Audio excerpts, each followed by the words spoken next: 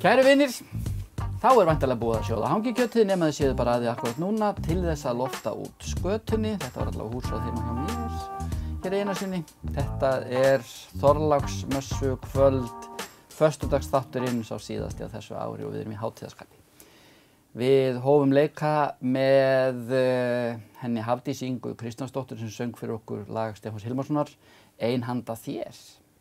Og í sófann til mín til þess að ræða, já bara alls konar held ég, eru þau komin Birgir Guðmundsson og Kristín Helga Schjött. Verið hjartanlega velkomin. Takk fyrir. Jæja, hvað segið þið? Þorláksmessa? Já, maður ekki svona rétt komast í jólaskap, jólasnjórinn komin allavega? Já, hann er komin. Já, heldur betur. Og bara allt land hraustlega. Svo við verðum áþreifanlega því þú. Ég var einmitt fyrir sunnan í vikunni, sko. Já. Og var alltaf að fara að ná í stjúpdóttur mína út á flugvöll, hérna, sem var að koma frá Amsterdam og alltaf að dvelja eina nótt í sumarbústað sem ég á, eða litlum kofa sem ég á í Kjósinni, sko, en var viðut eftir þar með hundinum, sko. Í 1-2-3 daga, sko, það var allt ófært bara í kringum Kjósinu og í kringum bæinn, sko. En komst í gærkvöldi, eða fyrrakvöld. Við illan leik? Við illan leik Norðin, það var þetta nú gengið yfir, sko. Já. En þetta var ótrúlega að horfa í rauninu upp á þetta, sko, því að það var ekkert mjög mikil snjór, þetta var eiginlega bara, sko, fjúkið, sko, blindan sem að virðist hafa verið, sko, það sem skóf upp á Reykjanesbrautina, sko. Þannig að bara, já, þetta er ekki magnið heldur gæðin. Já, það virðist hafa verið þannig, sko, en þetta er náttúrulega alveg, þetta er, sko, meiri háttar drama, sko, sem að var þarna á flugvellinum og bæði erlendi, sko, og svona hvað kemur í ljós að það er alls konar vandamál fyrir flugfélögin og svona, sko, til þess að, þau fengi bara beinlínis allt í skrúfuna. Því að boðskiptin við farþegana og allt, sko, það var, og mér heyrðist það á þessari dóttur minni, sko, að það var, hún var bara eiginlega í svona sáluhjálpara hlutverki stundum, sko, fyrir gamalt fólk hérna í röðinni sem var að bíða og vissi ekki, sko, hvort það var að koma eða fara, sko, og fekk mjög takmarkaðar upplýsingar, sko. Þannig að ég hugsa að þetta verði svona eftirminnileg jól, sko, hjá mjög mörgum, sko, hvort sem þeir voru að koma til landsins eða að reyna að fara út í sólina, sko. Já, mitt. Sannlega bæði kærkomið að komast heim og frá og svo og mynda á sér tásurnar á tenni. Það var svolítið, maður gæti séð, sko, umræðarnar svolítið á Twitter, hvernig farþegum, erlendu farþegum leið þarna á Keflavíkurflugvelli og mér var stundar mjög heimilislegt og svolítið fallegt að það var þingmaður farin að svara fyrirspurnum á Twitter, sem sagt ferðalanga um það hvort að yrði fært og hvenær og svona, sem sagt það segir kannski eitthvað boðleiðirnar, hvernig þið nálgast þegar að almenni borgarar og þingfólk farið að reyna að bjarga ímynd Íslands með því að svara.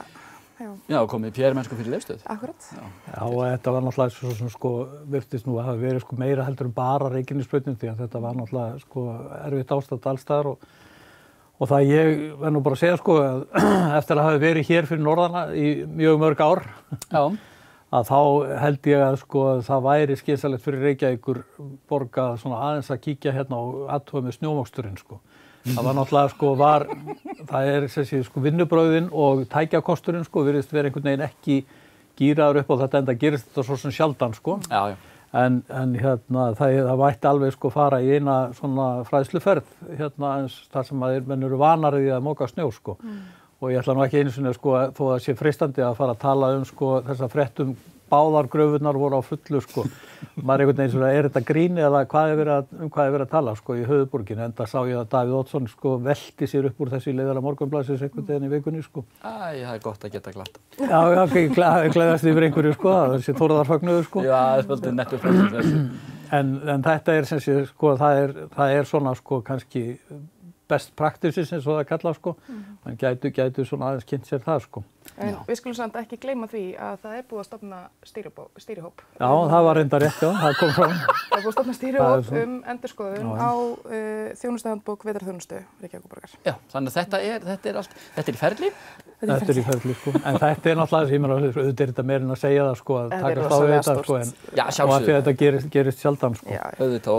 En ríkisstjórnin og Sigurður Ingi ætlar að taka þetta, ég meina, Sigurður gerði þetta svona einlega persónulegu máli, svolítið, sko. Já, bara mjög persónulegu. Eins og hann orðaði þetta, sko, hann ætlaði að sjá til þess að þetta gerist ekki aftur, sko. Og nú erum við búin að velta fyrir sér, sko, hvað hann að stoppa snjókomuna eða fresta jólunum eða hvað ætlar hann að gera, sko. En svo held ég að það sé nú sko einmitt einhver stýrihópur sem að eigi að fara inn í það líka sko að athuga hvað fór úrskeiðis og reyna að koma í veg fyrir það. Hvort að megi til dæmis draga bílana í burtu sko við hvað heimildir Vegagerðin hefur. Því að mér sýndist þetta nú ekki síst vera það að menn búið bara stopp sko. Já, þannig voru að hunsa bara ráðleggingar og sáttu stopp. Sem að getur hugsanlega líka verið eitthvað út af samskiptamálum sko. Það En svo þetta ekki líka bara svolítið í okkur, ég meina hversu margir hlaupa út þegar brunabélan fer af stað. Já. Það þú veist, og hversu margir sitja verðsins að segja þó það sé búið að segja ekki, það er lokað. Já. Þú ert að sneiða hjá lokunarskiltinu til þess að halda áfram. Ég held þetta sé bara eitthvað mentalitet sem við þurfum kannski mögulega aðeins að ræsta út. Sem alltaf lagast, sko. Ég held við sem verðum ekki að hafa svona, þetta er alltaf upplöð hjá okkur, sko. Við skulum hafa trú á mannkyninu, við skulum hafa það. Þetta er nú ástíminn til þess.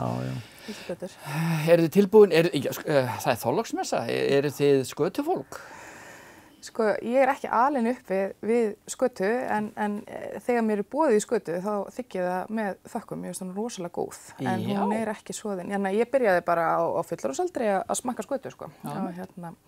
Boðið í gott hús á Dalvík í hádeginu og svíkur ekki sko.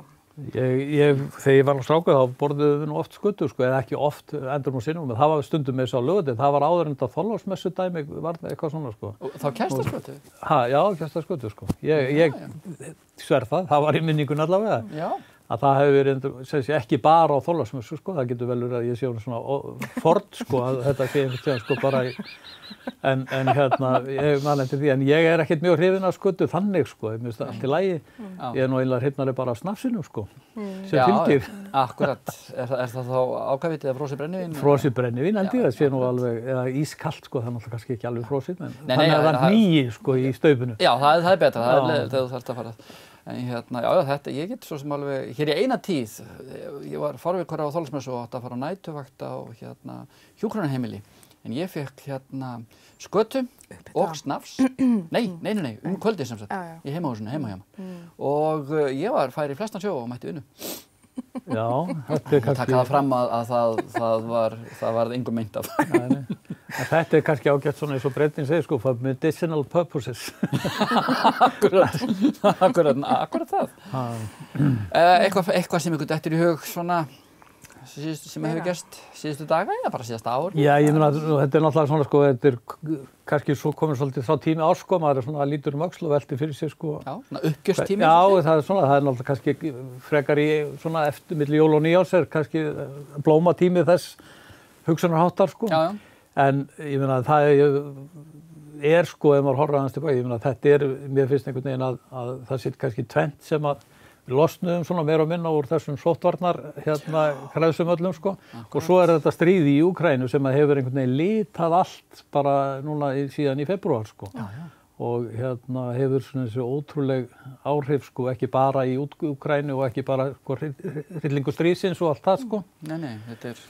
Heldur líka bara svona hliðarverkanirnar sko, og maður fær svona velti fyrir sér sko hvað þetta er í rauninni viðtækt þegar að því að auðvitað er náttúrulega stríð búin að vera allan heim sko, svo þetta kemur aðeins nær bæjardyrunum og þá einhvern veginn hrekkur bara upp og þetta verður líka þessi efnahagslega og tilfinningalega og svona bara félagslega sko í rauninni vegna þess að það er náttúrulega komnir ansi margir úkraínskir flóttamenn sko. Já. Þetta er farið á maður reynir þetta á eigin skinni, þá einhvern veginn vaknar maður betur til umhugsanir þessi mál þegar þetta er svona nálægt manni. Já, og líka bara því að þetta hefur alveg bein áhrif, sko. Ég meina, það er náttúrulega, þetta er svona kannski stórum hluta ábyrgt fyrir, sko, eða einhverjum hluta allavega, þessari verðbólgu sem við erum búin að vera að fá og svona allskis svona aðfangakeðjur, sko, virðast vera svona ekki í eins góðu lagi eins og þar hefði getið orðið sko eftir COVID og verið slitnuðu náttúrulega svolítið sko. Þetta er mikla tafir á framkvæmdum og annað sem maður Og svo bara kemur þetta sko líka svona inn í þessa flóttamannaumræðu sem hefur líka verið svona kannski atriði sem hefur sett svolítið svona marksitt á umræðuna á síðasta ári finnst mér sko. Já. Og enda kannski 5-falt fleiri flóttamenn sem hafa komið sko heldur en áður, ég meina það fyrst og fremst Úkraína og Venesúela sko. Já. Þannig að það sko meira segja sko jóladagatal barnanna farið að taka á þessu sko og þetta orðið svona, það verður hápólitískt mál sko, rætt á Alþingi og svona sko, þannig að þetta er orðið greinilega svona sko mál sem að þarf að ræða þó að sé kannski verða að gera það með kaldan haussolti sko og lít hjarta. Já, akkurat það. Í jóladagatali reyndar, það bara búið að vera hápunktur allra daga hjá okkur fjölskyldunni að horfa saman á þetta jóladagatal. Það algjörlega stórkostlegt. Það bæði fyrir börn og fullorðna sko. Það sannlega. Það mælt með því. Þetta mjög vel tekist til. Já, þetta frábært. Og það líka, þú veist, það ekki örugglega rétt hjá mér að það einhverjir norrænu sjóðir sem að koma þarna því að það langt sinni maður hefur séð svona metnaðarfulla íslenska dagskrárgerð fyrir börn. Og það svona, segir kannski líka svolítið til að það þurfi svolítið norræna sjóði til þess að bjarga íslensku máli í dagskrárgerð fyrir börn. Mér finnst það svona áhugaverður vingill, en þetta verður væntanlega sko, það verður einhver skiptidíll sem fer á stað að þetta verður held ég sendt út til norræna þjóða eftir á. Erum við ekki búin að vera með norrænda jóla? Ég hef nú ekki fylgst með þessu núna dálítið lengi. Já, en þau leggja peningi það að við gerum okkar eigin. Eigin sko, en svo, ég meina, þá það bara einhver Þannig að við erum komin inn í þá lúpu sem bara mjög gleðilegt. Sem er með dagskrárefni sko. Já, en sko, eðlimáli samkvæmt þá hefur verið fylgst með þessu bæði á mínu heimili og sömuleiðis síðustu árin og það hefur verið eftirtektarvert hvað eru góð mikil gæði í þessum bæði norsku, dönsku og sænsku dagatalinu sem hafa verið síðustu árin. Þannig að Ég hef nú ekki fylgst með þessu síðan að Bakar á Betlehem, held ég að það hefur verið síðasta sem ég fylgdist með. Ég mæli með því að fá barnabörnin lánuð og kveikja á þessu. Það enda með því sko, það fer nú að styttast í það að þau komast á þann aldur. Bakar á Betlehem, var það þarna Pú og Pa? Nei, þetta var 93 eitthvað svoleiðis, Bakar í Betlehem. Já? Já, það var ótrúlega. Nei, var það ekki seinna eitthvað. Þú bara flettir? Já, ég man bara hvað ég var gömul. Já. En ég held að það hafi verið eitthvað það litið. Það var þau voru að reyna að finna Jesúbarnið til þess að óska honum til hamingju með daginn og fóru á baðkarinu til Betlehem. Ég hef alveg séð þetta, þetta búið náttúrulega búið að endursýna þetta. Já, reyndar. Mér myndi bara að þetta hefði verið Pú og Pa var annað. Það var líka stórkostlegt. Það var stórkostlegt. Það er menningararfur í svona jóladagatalum.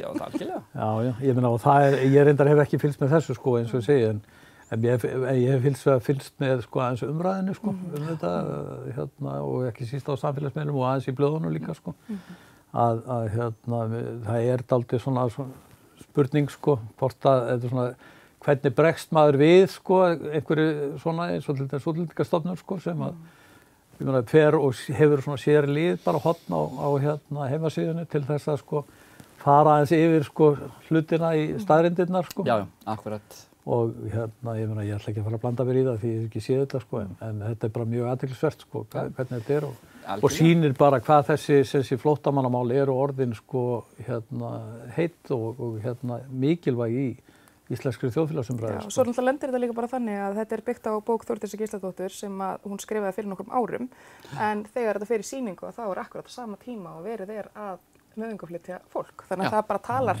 líka algjörlega í kross saman. Það auðvitað ákveðin tilviljun. Það það, en það aftur á móti bara sá veruleiki sem að við þurfum ekki að búast við að þetta veruleiki sem kom til að vera, sko. Klálega. En rétt að lokum, eru þið klári í jólin? Já. Það ekki bara? Jú. Það voru svona síðustu hlutinir sko, það setur aðstryk í reikningin sko, það hefur verið viðteftir með hundunum í 2 daga en jú, ég meina það hefur verið tökum við höndur saman, ég og frúin og græjum þetta sko. Þau koma? Já, þau koma sko.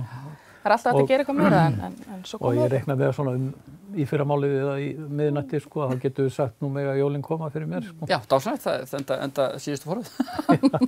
Gott fólk, hjartans þakki fyrir komin og gleðilega hátíð. Já, takk sem leiðis, gleðilega hátíð.